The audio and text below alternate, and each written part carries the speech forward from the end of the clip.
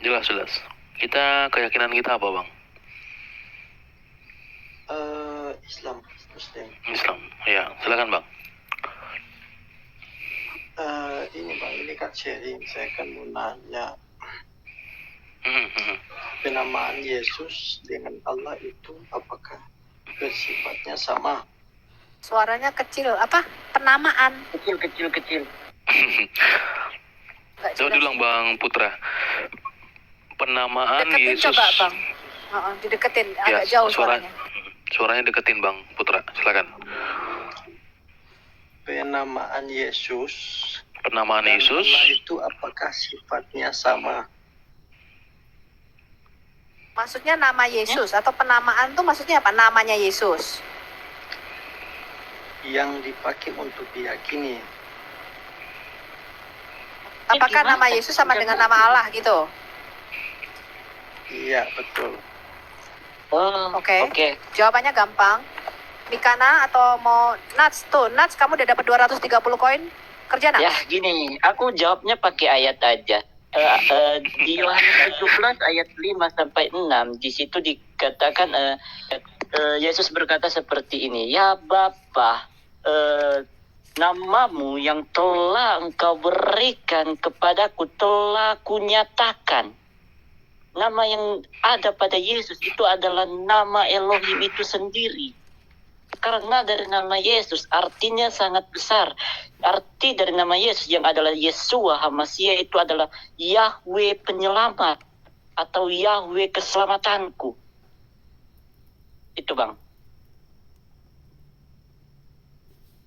Ya kan, Ngerti Bang? apa hubungannya dengan penamaan Allah tadi?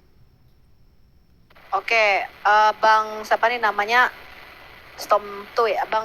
Nama tuh jangan sulit-sulit kayak ini lidah Jawa ya. Putra, Jadi panggil Stom Putra aja, Bu. Putra. Putra. Aduh, pakai nama tuh Bu yang sing gampang gitu loh. Ya ampun, nama kok angel. Bang Putra. Bang Putra tahu enggak nama Allah di dalam Alkitab kami itu siapa? Nama Tuhan yang kami sembah itu, nama Allah kami itu siapa? Justru itu saya nanya. Oh, jadi nggak tahu ya? Ya. Nama Tuhan yang kami sembah itu Yud-He-Vav-He. Yahweh, Yehuwah. Pernah dengar nggak? Iya, saya pernah dengar. Pernah. Oke. Nah, Yahweh itu bukan nama seperti misalnya namanya Bang Putra, namanya Bang Jeki atau Mikana atau saya. Bukan seperti itu. Yahweh itu artinya dia yang ada, yang sudah ada, dan yang akan datang. Dia yang selama-lamanya terus ada sejak kekal. Jadi nama Yud-He-Vav-He ini yang disakralkan atau dikuduskan oleh orang Israel, sehingga mereka tidak pernah menyebutnya. Dia itu mempunyai atribut macam-macam, Bang. Nama Yud-He-Vav-He ini artinya I will be what I will be atau I am who I am. Artinya aku adalah aku, atau I will be what I will be. Aku mau jadi apapun bisa. Itu arti nama dia. I will be what I will be. Aku mau jadi apa saja, suka aku bisa katanya. Jadi nama Yud-He-Vav-He itu dikenakan, dialami atau dirasakan kepada setiap bapak-bapak leluhur kita atau para nabi itu bermacam-macam. Kepada Abraham dia menyatakan dirinya sebagai Yahweh Jireh. Kamu baca Kejadian 22. Yahweh Jireh atau Yud-He-Vav-He Jireh itu artinya the Lord is my provider. Allah itu penyediaku atau Allah itu yang mencukupkan segala kebutuhanku. Kepada Daud dia menyatakan sebagai Yahweh Rohi, Allah adalah gembalaku. Tuhan adalah gembalaku. Kepada Musa dia menyatakan sebagai Yahweh Nisi. Tuhan adalah panji-panji kemenanganku. Kemudian kepada Nabi Yeremia dia menyatakan bahwa Mesias nanti akan dilahirkan, Yesus. Itu akan disebut Yahweh Sidkenu atau Tuhan kebenaranku. Waduh, wow. Jadi Kak ketika Sophie dapat 1,1 Kenapa? setelah Waduh, menjelaskan. makin semangat ngepetnya ini Bang Jeki enak jaga lilin ya. God bless.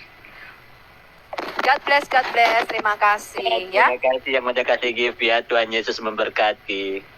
Ya lanjut Ibu Sofi. Haleluya. Jadi, aku sampai lupa loh. Haleluya. Jangan dikituin, gue lupa, jangan di stop. Jadi Aku lagi ngomong. lupa lagi. Jadi Allah itu menyatakan dirinya dialami itu bermacam-macam. Saya bacakan kamu Yesaya 40 ayat 3. Bahwa Yesus adalah Yahweh itu sendiri.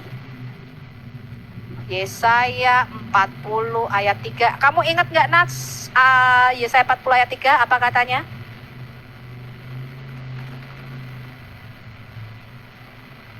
Nats, ini soalnya kalau bernapas yang keluar itu ayat-ayat Alkitab. Yesaya 40 ayat 3 berkata begini ya, Bang Putra.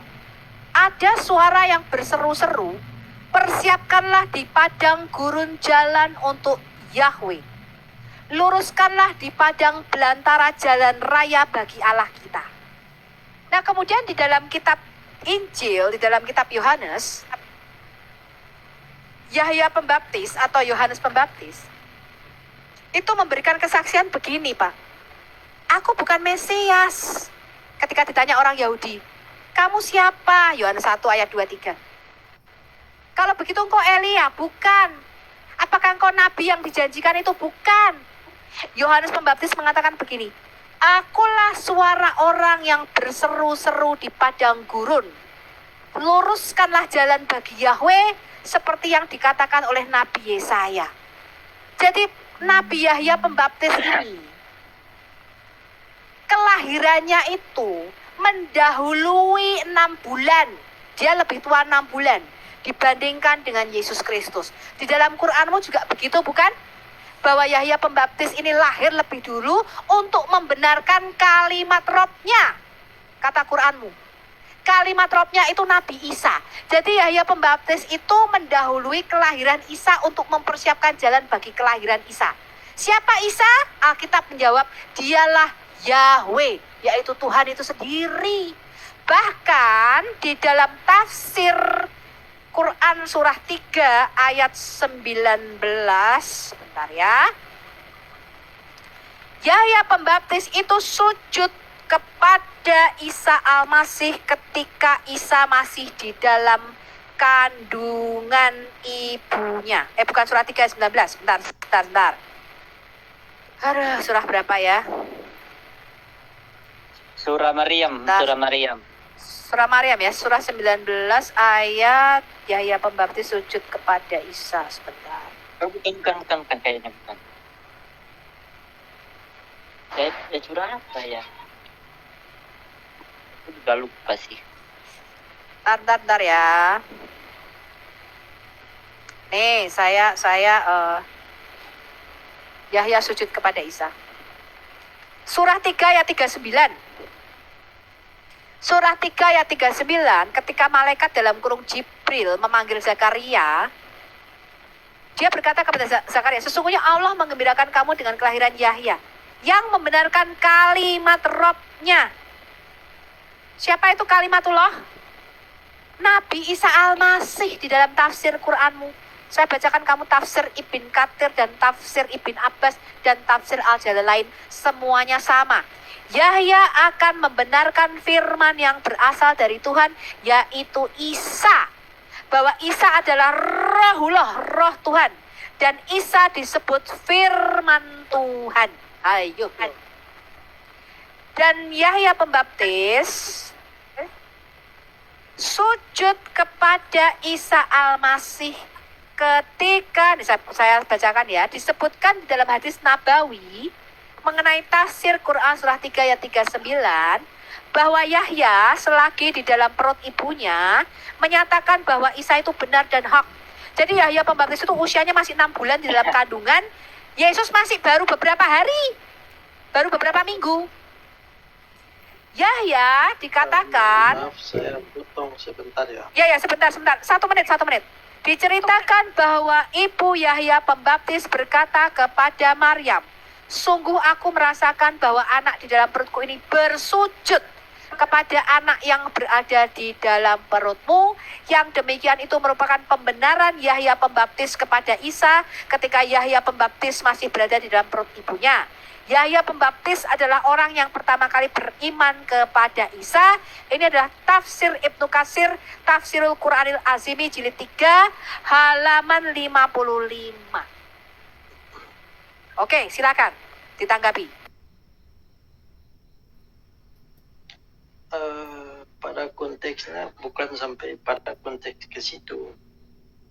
Pada dasarnya saya tanya tadi, penamaan yang dipakai, penamaan Allah dipakai dalam kitab Injil sendiri.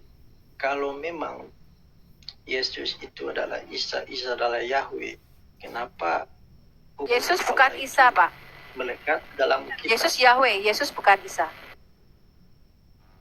Ya, tadi kan ngomongnya seperti itu.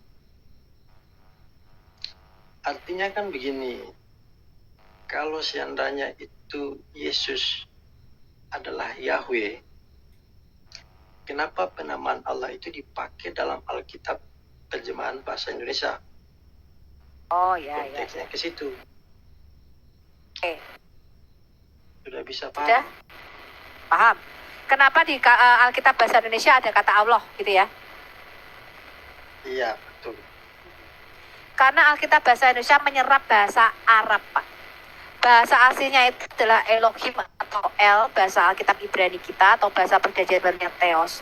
Kemudian karena kita ini orang Melayu, orang Indonesia, bahasa Indonesia itu menyerap dari kosakata bahasa Arab. Sebenarnya bukan Allah ya. Al-ilah sebenarnya bukan Allah, tapi ilah.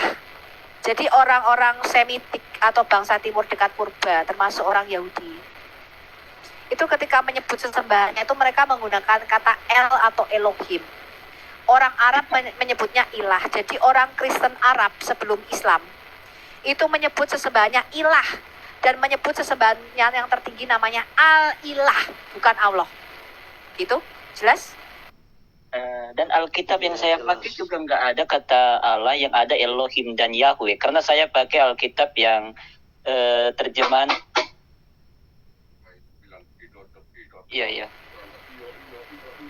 Jadi intinya begini Bang Putra, memang ada kata Allah di dalam Alkitab LAI, tetapi maknanya berbeda. Bahwa Allah di dalam Alkitab kami itu bukan nama pribadi Tuhan yang kami sembah. Betul ya Mikana ya?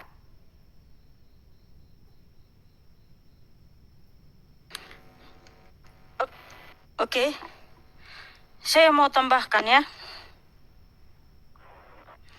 Nah, begini saudaraku Putra. Sesungguhnya Allah itu atau yang maha tinggi ya, sang pencipta itu tidak punya nama ya, karena dia tidak terikat kepada nama. Makanya waktu Musa bertanya kepada Yod-Heh-Vav-He, siapakah namamu Tuhan? Apa jawab Tuhan? Aku adalah aku belum menyatakan diri. Nah, ketika Tuhan Allah sudah berfirman kepada para nabi, menubuatkan bahwa dia akan datang ya sebagai Mesias. Seperti tadi yang sudah dikasih tahu ayatnya di Yesaya 40 ayat 3, persiapkanlah jalan untuk Yahweh ya, karena dia akan datang. Sehingga ketika Yod-Heh-Vav-He itu turun ke dunia dalam wujud manusia, namanya adalah Yeshua. Yeshua berasal dari dua kata, Yod-Heh-Vav-He dan Yasa, yang artinya Yahweh lah keselamatan kita. Karena ketika dia datang sebagai Mesias mengambil wujud manusia, tentu diberikan nama. Nggak mungkin dipanggil oi-oi kan? Karena seorang manusia sejati pasti ada diberikan nama. Tetapi nama Yesus bukan sembarang nama. Itu nama pemberian Bapa itu sendiri. Di mana sekarang tidak tersembunyi lagi siapakah Yod-Heh-Vav-He itu. Sehingga tadi sudah dibacakan si Nats ya, bahwa di Yohanes 17 ayat 6, aku telah menyatakan namamu kepada semua orang yang engkau berikan kepadaku dari dunia. Ya, jadi Yesus Kristus adalah Yod-Heh-Vav-He itu sendiri yang telah turun dari surga.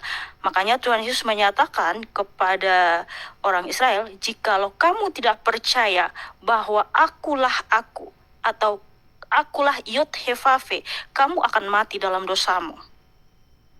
Ya, sehingga sampai saat ini kita berdoa atau memuji, meninggikan, memasyurkan Allah yang maha tinggi itu dalam nama Yeshua HaMasyiah.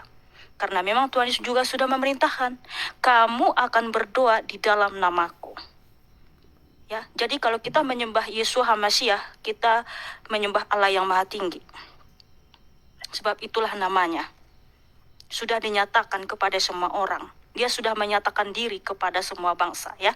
Melalui bangsa Israel, kita mengenal Allah yang benar, yaitu Yesus Kristus. Seperti itu, saudaraku. Kalau penamaan Bapa sendiri itu gimana? Bapa ada di dalam Yesus, Kenapa Yesus di disebut dalam Bapa. Kenapa disebut anak? Ya, kenapa disebut anak? Karena dia datang sebagai manusia, makanya disebut anak Allah. Artinya kalau konsep ketuhanan itu kan tidak seperti manusia. Artinya ada Bapa. Ya, memang konsep ketuhanan nggak seperti manusia. Karena kalau manusia jadi Tuhan nggak akan bisa. Tapi kalau Tuhan yang datang sebagai manusia pasti bisa, karena dia Maha Kuasa. Pengistilahnya dipakai, yang dipatenkan itu kata Bapa dan anak. Itu kan sudah dipatenkan dalam kitab itu sendiri. Artinya dalam bahasa Indonesia kan. Nah yang jadi pertanyaan, konsep itu kan yang dipakai sekarang. Ada Bapa, ada anak. Nah sekarang ini kan konsep ketuhanan. Kenapa harus dipakai konsep Bapa sama anak? Di dalam dirimu. Sudah. Oke, silakan Kak Sophie. Jadi kata Bapa dan anak di dalam Alkitab kita itu bukan hubungan biologis, itu bukan istilah biologis. Bukan Bapa, kita menyebut Allah itu Bapa, kemudian Bapa ini kawin, punya istri, punya anak, bukan. Itu adalah istilah bahasa teologis di dalam Alkitab kita. Israel pun disebut anak Allah yang sulung. Kita pun disebut anak-anak Allah. Apakah terus ada bapak kawin sama ibu saya, punya anak saya, kan enggak? Jadi Bang Putra mesti memahami dulu bahwa istilah di dalam Alkitab kita itu adalah istilah teologis. Ketika kita menyebut Allah dengan Bapa, itu bukan berarti dia laki-laki. Karena di dalam Alkitab Allah menyatakan dirinya sebagai ibu. Ya, dia mengatakan seperti seorang ibu, aku menghibur kamu dan membelai-belai kamu. Seperti seorang bapa menyayangi anaknya, demikianlah aku menyayangi kamu. Jadi Allah itu tidak punya gender, Pak. Itu yang Anda harus ingat. Beda dengan dalam Quran. Di dalam Quran Allah Anda itu laki-laki. Makanya dia berkata, bagaimana mungkin aku bisa punya anak, sedangkan aku tidak punya istri, katanya. Kalau di dalam Alkitab Allah itu tidak punya gender. Allah itu membahasakan dirinya ibu, kadang-kadang bapak. Bahkan Roh Kudus itu gendernya netral. Dia nggak punya gender. Karena roh. Nah, cuman karena bahasa manusia itu bahasanya patriarki, maka kita menyebut kekuatan yang lebih tinggi dari kita yang supranatural, yang ada di langit, itu dengan bahasa Bapa. Hanya sedikit agama di dunia ini yang menyebutnya dengan ibu. Rata-rata semua memanggil Allah yang di surga itu Bapa. Nah, istilah Af atau Bapa di dalam Alkitab itu artinya sumber. Di dalam Alkitab kita, yang namanya Bapa itu sumber segala sesuatu. Jadi 1 Korintus 8 ayat 6 ini iman kita, iman Kristen ya, saya bacakan kepada Anda. Bagi kita hanya ada satu Allah saja, yaitu Bapa, yang daripadanya berasal segala sesuatu dan yang untuk Dia kita hidup. Dan bagi kita hanya ada satu Tuhan saja, yang daripadanya diciptakan segala sesuatu, atau di dalam Dia segala sesuatu itu diciptakan, dan yang karena Dia kita hidup. Saya ulangi. Ini iman Kristen, 1 Korintus 8 ayat 6. Bagi kita hanya ada satu Allah saja, yaitu Bapa, yang daripadanya berasal segala sesuatu dan yang untuk Dia kita hidup. Dan satu Tuhan saja, yaitu Yesus Kristus, yang olehnya segala sesuatu telah dijadikan dan yang karena Dia kita hidup. Jadi Allah yang adalah Bapa, itu dikatakan Bapa karena Dia itu sumber segala sesuatu. Segala sesuatu lahir dari Dia. Itu arti kata Bapa. Nah, Yesus itu disebut anak Allah karena Dia itu keluar dari Bapa, satu hakikat dengan Bapa. Dia tadinya firman yang di dalam diri Bapa. Dia keluar nuzul, firman itu berinkarnasi menjadi manusia, Dan dalam kemanusiaannya itu disebut anak Allah. Sampai sini bisa paham enggak, Pak?